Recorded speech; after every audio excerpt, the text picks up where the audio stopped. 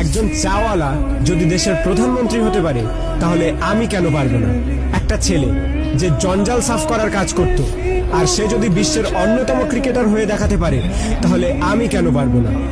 একটা মানুষ কোনো ডিগ্রি ছাড়াই শুধুমাত্র পেট্রোল পাম্পে কাজ করে ইন্ডিয়ার বেস্ট বিজনেসম্যান হতে পারে তাহলে আমি কেন পারবো না? হাই স্কুলের বাস্কেটবল টিম থেকে বাদ দিয়ে দেওয়ার পরেও যদি সে দুনিয়ার বেস্ট বাস্কেটবল প্লেয়ার হতে পারে তাহলে আমি কেন পারবো না? কিছু লোক কলেজ ড্রপ আউট করার পর নিজের কোম্পানিতেই কলেজের টপারদের হায়ার করতে পারে তাহলে আমি কেন পারবো না? এক ব্যক্তি যাকে নিউজ পেপার কোম্পানি চাকরি থেকে বাদ দিয়ে দেয় কারণ তার মধ্যে নাকি ক্রিয়েটিভিটি কম ছিল, আইডিয়া কম ছিল, সেই ব্যক্তি যদি পরে মিকি মাউসের মতো ক্যারেক্টার ক্রিয়েট করতে পারে তাহলে আমি কেন পারবো না? একটা মানুষ যার গার্লফ্রেন্ড তার সাথে ব্রেকআপ করে নেয় এবং তাকে সমস্ত সোশ্যাল সাইট থেকে ব্লক করে দেয়, কিন্তু সেই ব্যক্তি পরে দুনিয়ার সব থেকে বড় সোশ্যাল নেটওয়ার্কিং সাইট ফেসবুক বানিয়ে দিতে পারে তাহলে আমি কেন পারবো না?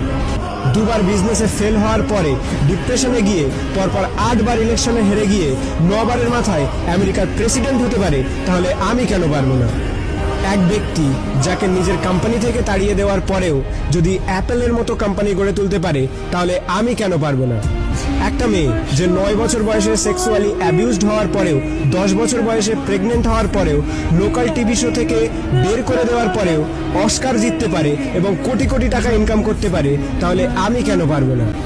একটা জবলেস মেয়ে যার স্বামী তাকে ডিভোর্স দিয়ে দেয় এবং 3 বছরের বাচ্চাটিকে মানুষ করার দায়িত্ব তার উপরে চলে আসে, ডিপ্রেশনে যাওয়ার পরেও ওয়ার্ল্ডের সব থেকে বিখ্যাত নোভেল সিরিজ অর্থাৎ হ্যারি পটার লিখে ফেলে, যার ফলে সে কোটি কোটি টাকা ইনকাম করছে, তার একদিনের ইনকামে একটি ল্যাম্বরগিনি কেনা যাবে।